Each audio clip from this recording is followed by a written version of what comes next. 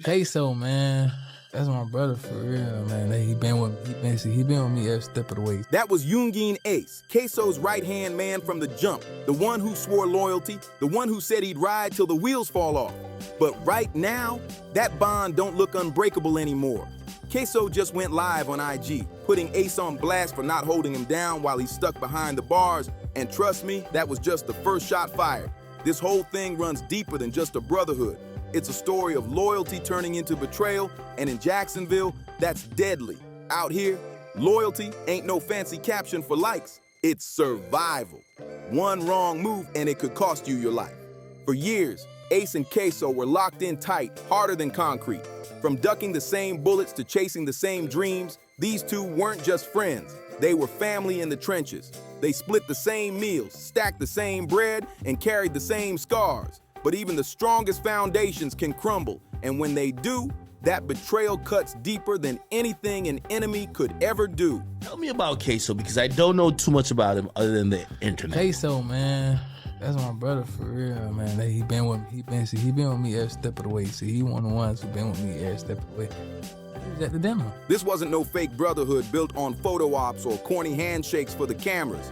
Nah, this was real hood love. Yungeen Ace, born Keonta Tyrone Bullard, and Hakeem Robinson, known in the streets as Ksoo, weren't just rappers chasing a come-up. They were survivors. Two kids from Jacksonville's deadliest corners, where making it to 25 feels like winning the lottery, and where loyalty is the only currency that actually means something. When Ace spoke on Ksoo, you could hear it in his tone. That wasn't no cap for clout. That was raw, unfiltered love. This was deeper than rap, deeper than fame. It was real street brotherhood. Back in 2019, Ace hit social media with a post straight from the heart. I love Ksoo like my mama made him. I die for him. I promise. That's not just talk. That's the kind of loyalty that'll make a man risk it all when the streets test him. And Ace did exactly that. Word on the block is he threw over $1 million into Ksoo's legal fight. A whole million. That's life-changing money. The type that builds houses and feeds families for generations. But Ace wasn't worried about investments or security. His mind was locked on one thing, keeping his brother from rotting in a cell. This wasn't no half-step either. Ace literally drained himself dry, going broke just to keep Ksoo's defense alive. On his 2025 track, I'm Sorry, Ace even admitted the financial hit, spitting about his bank account running low while a baby was on the way. That's when you know it's real. When a man's willing to gamble his own family's future just to give his brother a shot at freedom. But here's the cruel twist, and it's straight up hood irony. The very music that was meant to honor their bond ended up stabbing Ksoo in the back. Ace's 2018 hit, So Homicide. I mean, you know, spoiler, both guys are found guilty. Ksoo and ATK Scotty. Obviously, the father took his plea, and there's a related case having to do with Ksoo's other brother, Abdul Jr., which is not being tried at this time. But pretty much, they're going down.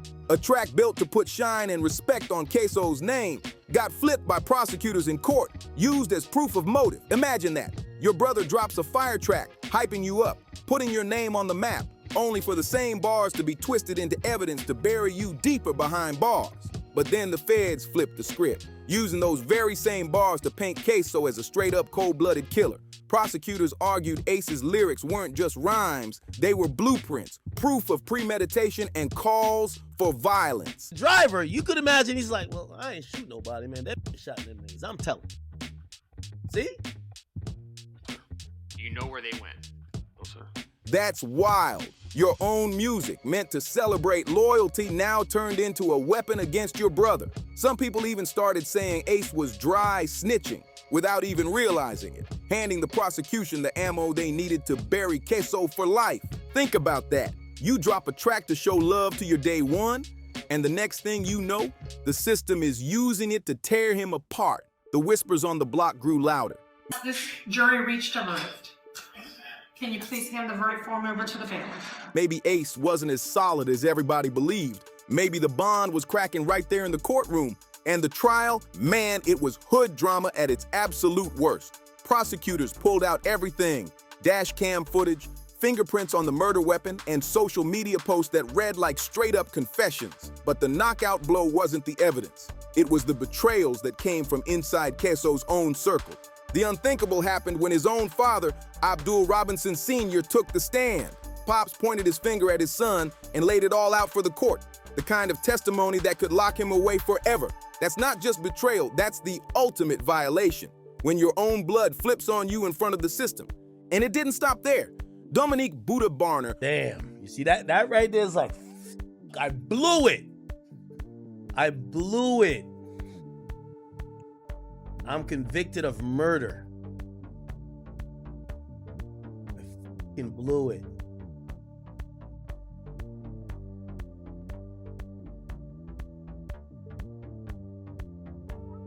That head shake right there is like, yo, I don't know how old he's. I think he might be like 25. My life is done. Who was supposed to be solid, folded under pressure and spilled everything. He walked the court through the whole play, from the planning stages to the getaway, that like he was narrating a true crime documentary. Who did what, when it went down, and even why. The courtroom looked like a family reunion straight out of a nightmare. Everybody who was supposed to be solid started pointing fingers at each other, snitching left and right. The same crew that was once unbreakable was now breaking down in front of the whole city. Meanwhile, Ace sat on the sidelines, forced to watch after dropping a fortune on lawyers who couldn't change a thing. All that loyalty, all that love, and all that money, gone in vain. The jury didn't even waste time. After just 3.5 hours, they came back with the hammer. Guilty. Faces in the courtroom froze in disbelief. And just like that, Ksoo was staring down a life sentence at only 25.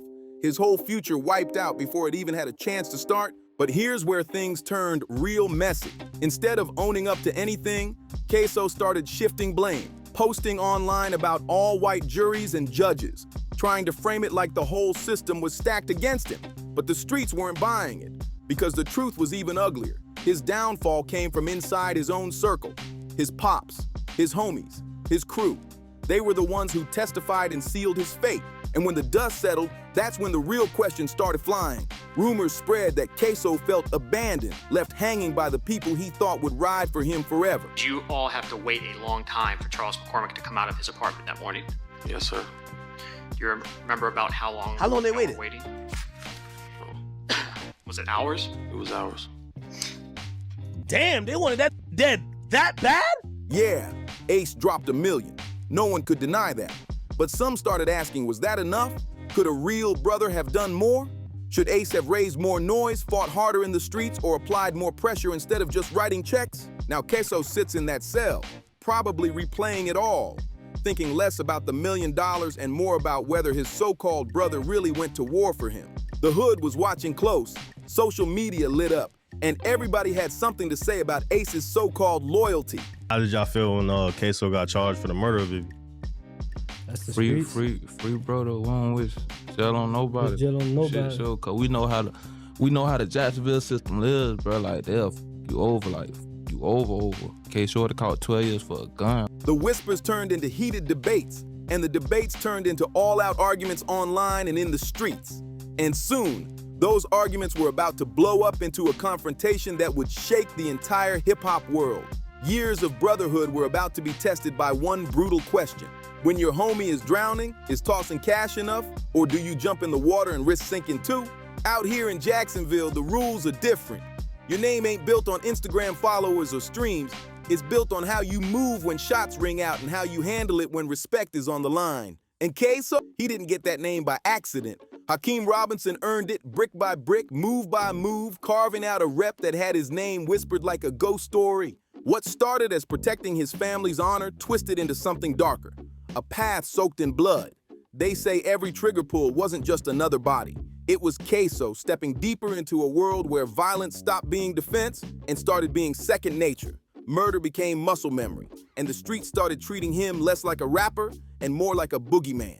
Ksoo's transformation from a troubled kid into a stone-cold shooter didn't happen overnight, but once that switch flipped, there was no return. The streets locked their grip on him early, and by the time he was old enough to buy a drink legally, his name was already being linked to more bodies than most cats see in a whole lifetime. This wasn't no random spray of bullets. Every move Ksoo made was calculated, like he was playing the deadliest chess game Jacksonville had ever seen, and the spark that lit the whole war, it was personal, real personal. On January 16th, 2019, Ksoo's stepbrother, Willie Boss Goon Addison, got gunned down outside a nightclub, multiple shots ripping through his back and torso in what looked like a cold-blooded execution. That wasn't just another street body, that was family. And in neighborhoods like this, when family blood spills, the code demands revenge. That wasn't something you let slide. Touching Boss Goon meant you declared war on Ksoo's entire bloodline. What happened after Hakeem jumped out of the Nissan? Shot at him. Shot at who? McCormick. Did McCormick stay there? No. What'd he do? Ran. What did Hakeem Robinson do? Chased him. And then did what? Killed him. Everybody in the hood waited to see if Ksoo would answer back. And trust, he wasted no time. Weeks later, the retaliation hit. On February 23, 2019, 16-year-old Adrian Bibby Gaynor Jr. lost his life at the Hilltop Village Apartments. Prosecutors claimed this wasn't no accident, no wrong place, wrong time situation. This was targeted. Ksoo and his shooter allegedly pulled up with murder on their minds, ready to send a message to the whole city. The way Bibby got taken out was ruthless.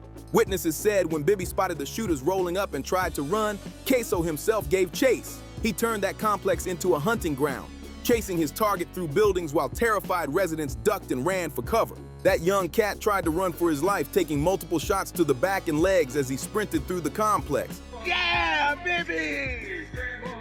That's what Bibby did! But when he stumbled near a stairwell, that's when it turned ice cold. Prosecutors said Ksoo walked right up on the wounded teenager and finished the job at point-blank range. No hesitation, no mercy. He made sure there wasn't going to be no comeback from that enemy. When the smoke cleared, investigators counted 45 shell casings scattered across the ground. 45! That wasn't just a shooting. That was overkill meant to send a brutal message. In Jacksonville's gang war, leaving that kind of scene was louder than a headshot. It screamed to the whole city that Ksoo was dead serious about family vengeance. And the streets heard it loud and clear. You know what that is? You don't know what that is? Bibby ring a bell to you? I want to speak with my lawyer. You want to speak with your lawyer? Okay. All right. Ksoo wasn't playing with nobody. But here's the thing. That was only the beginning. The murder that would ultimately lock him away for life came almost exactly a year later, on January 15th, 2020. Charles Lil Buck McCormick Jr. took his last breath at the Dames Point Plaza Shopping Center. And this time, the hit was caught on camera. Those videos would later become the smoking gun that sealed Ksoo's fate. Testimony from Dominique Buddha Barner, who was behind the wheel that day, revealed how cold it really was. They weren't just cruising. They had been sitting on Lil Buck's location for hours, lying in wait like predators, timing every move until the perfect moment to strike. That wasn't some hot-headed street ambush. That was calculated hunting, the kind of patience you expect from trained soldiers, not rappers. They followed McCormick from his apartment to a temp agency. The hunting crew rolled out deep. Ksoo, ATA Scotty, and their driver Buddha, strapped heavy with enough firepower to light up an entire block. When the hit finally went down, it looked like a horror flick unfolding in broad daylight. Lil Buck McCormick was just shopping, carrying bags, minding his business, when he suddenly clocked armed men moving into position around him. The second he realized what was about to happen, panic hit. He dropped everything and took off running across that plaza, desperate to save his life. But what came next was caught on dash cams. Footage so chilling it haunted the courtroom and left jurors shaken. Ksoo and ATK Scotty jumped out the whip with semi-automatics, including an AR-style rifle, chasing McCormick across the parking lot like it was a hunting expedition in the middle of a strip mall. Gunfire exploded through the plaza, echoing off storefronts, forcing everyday shoppers to dive behind cars and sprint for cover like it was a war zone. McCormick was hit multiple times, stumbling as he tried to reach safety near a nail salon before collapsing face first on the asphalt, his life ending right there in public view. And the so-called professionals left behind evidence sloppy enough to make detectives' jobs easy. Ksoo's fingerprints were found on the murder weapon, video cameras captured the entire chase, and his own social media posts looked like signed confessions. It was almost like he handed the prosecutors the case on a silver platter. But the real nail in the coffin, his mouth. In the car, I spent probably 25 seconds, 30 seconds. Pull up to a light. I'm finna call my girlfriend because we arguing about the car because we in my big brother car. Why y'all arguing about the car? Cause they want to go see some girls. But I'm calling my girlfriend cause like, I'm finna get to call my girlfriend. Feel me? Cause my girlfriend was eating right across the street from me. Feel me? So I'm about to call her. Soon as I pull my phone out, I get shot in my hand. See my whole hand. See, all this is off, but it grew back. You know what I'm saying? See my whole hand. So when they start shooting, I seen it. But like, they just got the blowing. After Bibby's death, Ksoo couldn't resist bragging online, posting pics with Bye Bay and captions next to the victim's photo like it was some twisted trophy. That wasn't just reckless. It was basically him writing out a confession while celebrating it for the whole internet to see. The pattern wasn't hard to spot once everything got laid out. Ksoo was tied to the January 2019 hit on Damon Rothermel just 2 weeks after his stepbrother Boss Goon got taken out. That wasn't coincidence. That was retaliation on repeat. I got shot 8 times and I'm still here, and he got shot 5 times. You know what I'm saying? So it's like, yeah, and it's just like, why is this happening? Like, you know what I'm saying? Like, it just like it hit me every day. Though. I ain't gonna lie, even the day I don't think about it. I thought about it this morning before I even came in here. This wasn't no random beef, no spur-of-the-moment crime of passion. This was systematic payback. Ksoo was moving through Jacksonville like a one-man army in the middle of a gang war. By the time the feds finally closed in on him in September 2020, his name was connected to more bodies than some neighborhoods see in a decade. Prosecutors had stacks of evidence and were so confident they went all in on first-degree murder charges. And in Florida, that's a death sentence without the needle. Life behind bars, no parole, no sunlight, no second chance. Even when the cuffs hit his wrists, Ksoo acted like he couldn't be touched. He played it by the book. Don't say a word, don't trust the cops. Ask for your lawyer and keep your mouth shut. Hey, look, bro, it's hot outside, like the police. You know, I ain't even thinking about no, like I ain't even talking like, bro, the police out there, bro, like, don't walk nowhere, bro. Sit here with me until it's time for you to go wherever you need to go, you know what I'm saying? Wait till the sun go down or something. But by then, it was too late. His crimes weren't isolated. They formed a pattern of retaliatory killings, each one immortalized in diss tracks and plastered all over social media. That paper trail made prosecutors smile and defense attorneys lose sleep because it tied the music to the murders in ways you couldn't argue away. The streets kept score of every lyric, every post, every body. Ksoo's alleged kill count became part of his reputation, the legend that made his name ring out in Jacksonville. But the same moves that built his clout in the hood ended up being the chains that locked him down forever. Every shot, every body was part of a bigger war, a TK versus KTA, a conflict so bloody it looked less like rap beef and more like urban genocide. And Ksoo wasn't just another shooter. He was a frontline soldier in Jacksonville's deadliest chapter. Since 2017, this war has claimed over 20 lives, turning whole neighborhoods into hunting grounds where young cats get gunned down just for wearing the wrong colors or shouting the wrong block. This wasn't your average rap beef where rappers throw shade on records and flex online. I mean, some people feel like you were behind that.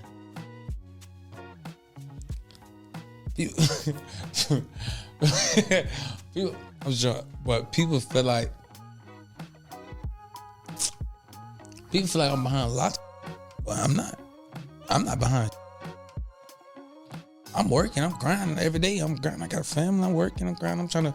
I'm trying to be big. I'm trying to be big. Nah, this was the type of smoke where diss tracks became coded death threats and music videos doubled as hit lists. The feud between Ace's crew, ATK, Ace's top killers, and KTA, Kill Them All, created a culture where even a name drop in a song could sign your death warrant.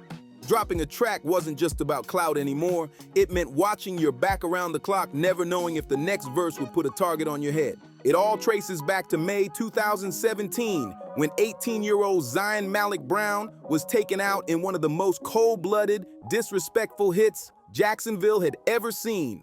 DeAndre, Trey Shorty Thomas, just 19 at the time, stormed Zion's family home and shattered every unspoken rule of street warfare. He didn't just come for Zion, he blasted through the sliding glass door and opened fire on multiple family members, including Zion's 16-year-old sister and even his 9-year-old cousin. That was a violation of the highest order. Even in the grimiest corners of the hood, women and children are supposed to be off limits. But once Trey Shorty broke that code, the gloves came off, the rules of engagement were gone, and from that point forward, anything was fair game. But the war really escalated a year later. And this time, it cut deep for Yungeen Ace personally. June 5th, 2018, a date burned into his memory forever. That night, what should have been a celebration for his brother's birthday turned into a massacre that left scars Ace could never erase. Picture this. You're out with your family celebrating, feeling safe because it's just dinner, just laughter, just good vibes. Then out of nowhere, bullets rip through the night, and in less than 30 seconds, your entire world is gone. Ace caught 8 shots himself. 8! But somehow, by pure luck or fate, he lived. Right beside him, his brother Trevon, 23 Bullard, and 2 close friends never made it out. Executed right at the table while Ace bled out fighting for his own life. That kind of trauma rewires a man forever. You could hear it in Ace's voice every time he spoke on that night. The pain never left. He developed heavy PTSD, jumping at loud noises, flinching at sudden movements, unable to sit with his back to a door. When a dude who once roamed the streets fearless starts shaking at car backfires, you know the scars run deep. That massacre didn't just break Ace emotionally. It lit a fire inside him. Surviving turned him into a living legend in Jacksonville, but also a walking target. He had to prove he wasn't scared, prove he was still willing to ride, and above all, prove he'd get revenge for the blood spilled that night. The thirst for retaliation became fuel for years of bloodshed, each loss adding more weight to the cycle of payback. 2019 turned into a horror reel of revenge. In January, Willie Boss Goon Addison, whose stepbrother, got smoked, a hit that demanded retaliation under street code. Then came February, when 16-year-old Adrian Bibby Gaynor, Julio Fulio's little cousin, caught fatal shots in Hilltop. A teenager who should have been worried about homework got caught up in a war of grown men firing automatics. That right there shows just how deep this war cut. Older cats wanted to shield the younger generation, but the streets had already swallowed too many souls for anyone to feel safe. This wasn't grown men settling grown men business. This was a battlefield where kids got turned into killers and teenagers ended up in coffins before they even hit adulthood. What set this war apart from every other hip-hop conflict was how it fused raw street violence with the music itself. When Yungeen Ace dropped Who I Smoke in 2021, he didn't just make a diss track, he dropped what was basically a musical murder manifesto. Sampling Vanessa Carlton's 1,000 Miles, Ace flipped a soft pop classic into a soundtrack of death, spitting lines like "We smoking Bibby" and "We smoking Tuck," literally mocking teenage victims by name. The disrespect didn't stop there. The video showed ATK members laughing, dancing, and flexing in cemeteries, clowning their dead rivals in the most blatant way possible. The imagery was so raw, so shocking, it caused outrage worldwide. Yet the numbers didn't lie. The track went viral, racking up millions of views, even going gold. It proved what nobody wanted to admit. Controversy sells even when it's built on real blood and families' pain. Murder was now marketing and death was turning into dollars. Julio Fulio fired back with When I See You, and if Ace's track was disrespectful, Fulio took it even further. He filmed the video inside a Jacksonville cemetery, literally stepping on tombstones of AKs fallen while rapping about their deaths. Seeing grown men mocking the graves of the dead wasn't just rap beef anymore. It was psychological warfare. These songs weren't meant to just entertain. They were designed to cut deep, to inflict maximum pain on grieving families. Imagine losing your child to gun violence and then being forced to watch their killer dance on their grave in a music video that racks up millions of views, trending across every platform.